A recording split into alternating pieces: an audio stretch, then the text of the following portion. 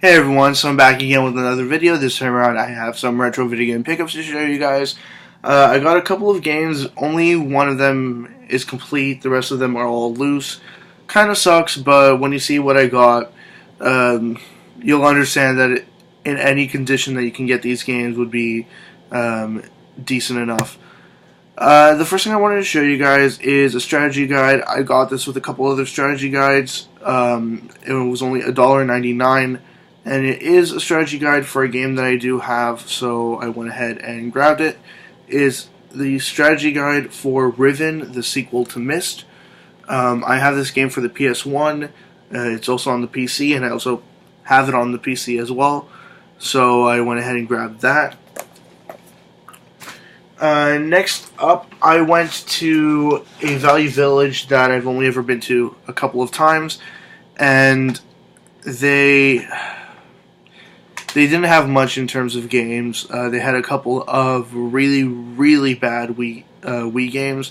But I did find this one game. It's a type of game that I loved to play years ago, but recently I haven't played as much. I think I've only played one of the games in this series recently, and it was only for a couple of rounds. It is Yu-Gi-Oh! Forbidden Memories for the PS1, and it's complete with the manual there, and it is just a one-disc game, and the disc is in the back there, and it is really mint. There's absolutely no scratches on it, except for, well, there's one really tiny one in the inner ring there, but it's sort of hard to see it. But yeah, and I got this here for $2.99 because that's just their standard price for CDs and sort of jewel case games. So $2.99 I thought was fair enough for this, especially since it was complete and in 100% near 100% condition. I wish that this had been the version that came with the 3 trading cards, but it isn't.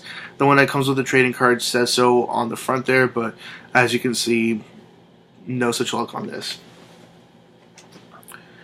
Next up, today I went to Gamerama. They had a whole bunch of N64, Super Nintendo, and NES games in their sort of discount bins. They wanted $5 each or 3 for $10.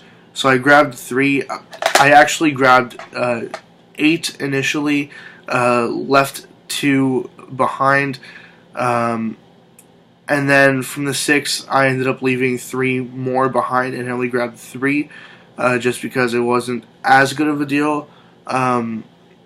They weren't games that I really wanted to play.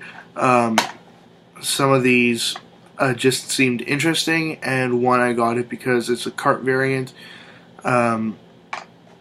But a couple of the other games were just sort of generic titles, like RoboCop for the NES or Mission Impossible for the N64, and they're games that I can get any other time. And in all honesty, they were collectively worth about $25, maybe even a little bit less. And to pay $20 for that stack of games was a little bit out of my price point right now. So to get these 3 games for $10 was a much better deal. The first one here is Roadsters, and they're all N64 games. This one here was in the best condition. It just has that one mark there, but I should be able to get that off no problem. The back is really clean too. Next up is a Grey Cart version of Turok 2 Seeds of Evil. The back just has a name written on the label there, and there's a sticker and a little bit of smudging on the side there, so that'll be easy to get rid of too. A couple of the other games I was sort of considering, I decided not to buy them just because they were common enough and they had a lot more label damage than I would have liked to deal with. The last of the N64 games that I got, 3 for $10, is called Off-Road Challenge. I'm going to assume that it's some kind of a racing game, but I might be completely wrong about that. and this used to be a Blockbuster video rental, and there's a whole bunch of stickers on the back and some marker, but I should be able to get the marker off definitely, and maybe some of the stickers I should be able to get off. But those three for $10 was a fair enough deal in my mind. Now, the last thing I wanted to show you guys here, it's 4 disc-only games. I paid $11 in total for these 4 games. I thought that's a fair enough deal. So I went ahead and grabbed these. Sadly, I think one might be a little too scratched to actually play. I tried all of these. I tried all of these out, and I really do think that the first game I'm going to show you guys here is a little too scratched, because 4 minutes into it, it sort of just stopped working. But I didn't have time to try it again, so I'll have to see. But $11 total for 4 games isn't that big of a risk, and the other ones work just fine, so that's fine in my mind. The first game here, the one that I said seemed to just stop working, is the original Need for Speed for the 3DO, and that was priced for just $3. Not that you can see it. Next up is a Doom clone that was actually pretty fun to play, and it did get me jumping a couple of times just because weapons, or I should say the charge for your weapon is pretty scarce, so you have to be very careful with your bullet expenditure, or I should say your electric beam expenditure. But it's called Escape from Monster Manor, and that was also $3. And at least that one there was enjoyable, and it actually worked.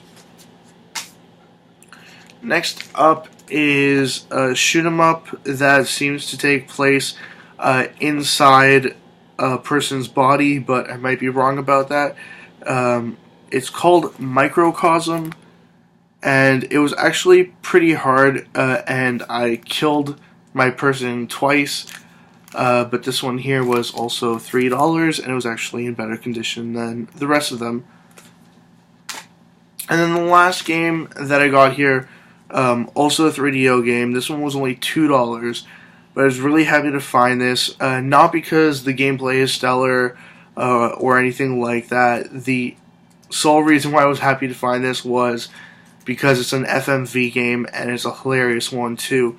It's Who Shot Johnny Rock, and this game is available on a couple other consoles, and I think on the PC too, but this here is the 3DO version again, and it was just pretty hilarious to see all the different character interactions, see them just jump out, and it's just an arcade shooter where sort of enemies pop out, and I think you're supposed to use the light gun, but I don't have the light gun for the 3DO, so I had to just move the crosshairs over the enemies, and if you don't kill them fast enough, they shoot you, and then you go into this hilarious little scene where a doctor is talking to his assistant, and basically you lose a couple $100 in the game, which is basically kind of like your score, but you lose a little money, and then you get revived and you replay the same scene again. Basically it's one of those games where you have to practice, because you will get it wrong many times, but once you commit it to memory, you'll be able to just repeat the movements. Anyways, that's all I got. 4, 5, 6, 7, 8 more games for the collection, and 1 more guidebook. As always, leave comments in the comment section below. Anything you'd like to say, comments, questions, suggestions, ideas, anything at all, and I'll get back to you as soon as I possibly can. Check out my Facebook, Twitter, and website, and they're available in the description below. And that's it. See ya.